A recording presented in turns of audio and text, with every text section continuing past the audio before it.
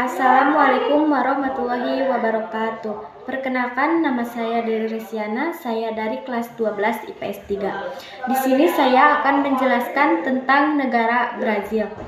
Republik Federatif Brazil atau Republik Federal Brasil adalah negara paling besar dan paling banyak penduduknya, 24,5 juta jiwa pada tahun 2017 di Amerika Selatan. Negara ini merupakan negara paling timur di benua Amerika Selatan dan berbatasan dengan pegunungan Andes dan Samudra Atlantik. Nama Brasil diambil dari nama kayu Brasil, sejenis kayu lokal. Brasil merupakan tempat pertanian ekstensif dan hutan hujan tropis. Sebagai bekas koloni Portugal, bahasa resmi Brasil adalah bahasa Portugis. Selain itu, Brasil juga sebagai penghasil kopi terbesar di dunia selama 150 tahun terakhir. Konstitusi 1988 memberikan kekuasaan yang besar pada pemerintahan federal. Presiden Brasil memegang kuasaan eksekutif yang besar seperti menunjuk kabinet dan sebagai kepala negara dan pemerintahan.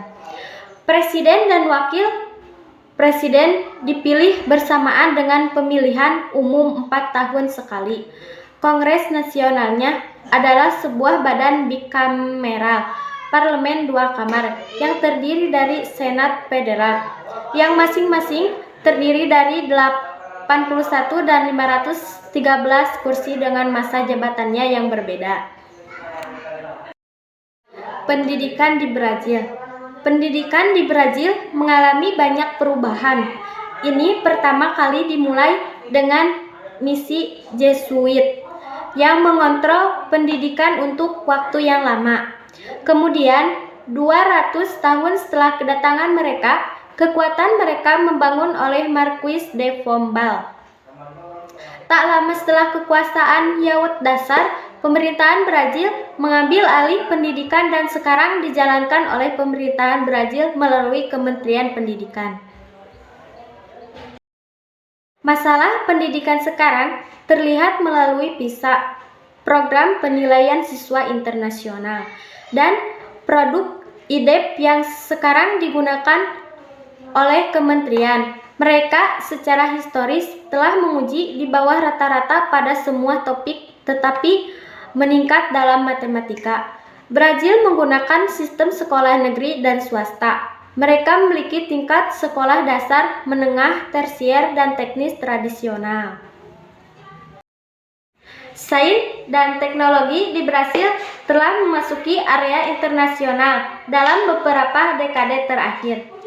Pusat agen untuk ilmu pengetahuan dan teknologi di Brasil adalah Departemen Ilmu dan Teknologi.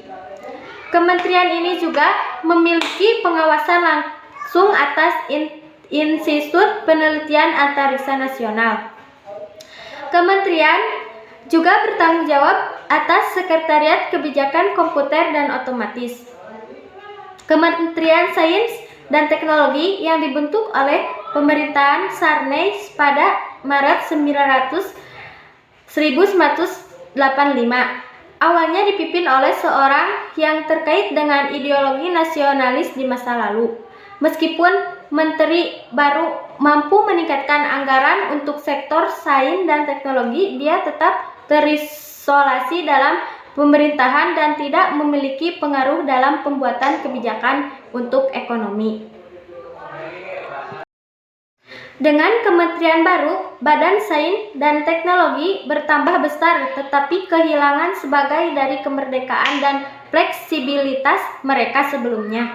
Dan mereka menjadi lebih rentan terhadap politik patronase. Sebagian besar sumber daya CNVK disalurkan oleh prosedur program fellowship untuk pengendalian kualitas dan tidak ada mekanisme untuk membuat fellows aktif di lembaga sains dan teknologi negara. Kelompok-kelompok baru bersaing memperebutkan sumber daya dan kendali lembaga ilmu pengetahuan. teknologi, dan pendidikan tinggi negara itu. Kelompok-kelompok ini termasuk partai politik, profesor, dan karyawan universitas yang berserikat, perkumpulan ilmiah, dan kelompok minat khusus dalam komunis ilmiah dan teknologi.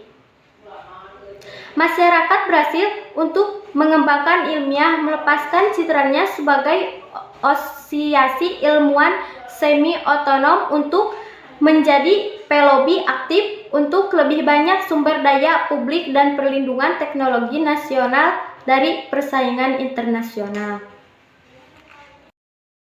Di Brasil, budaya Brasil adalah budaya dari beragam sifat. Sebuah etnis dan budaya percampuran terjadi pada masa kolonial antara penduduk asli Amerika, Portugis, dan Afrika membentuk sebagian besar kebudayaan Brasil. Di antara peninggalan lain, Portugis memperkenalkan bahasa Portugis, agama Katolik, dan gaya arsitektur kolonial.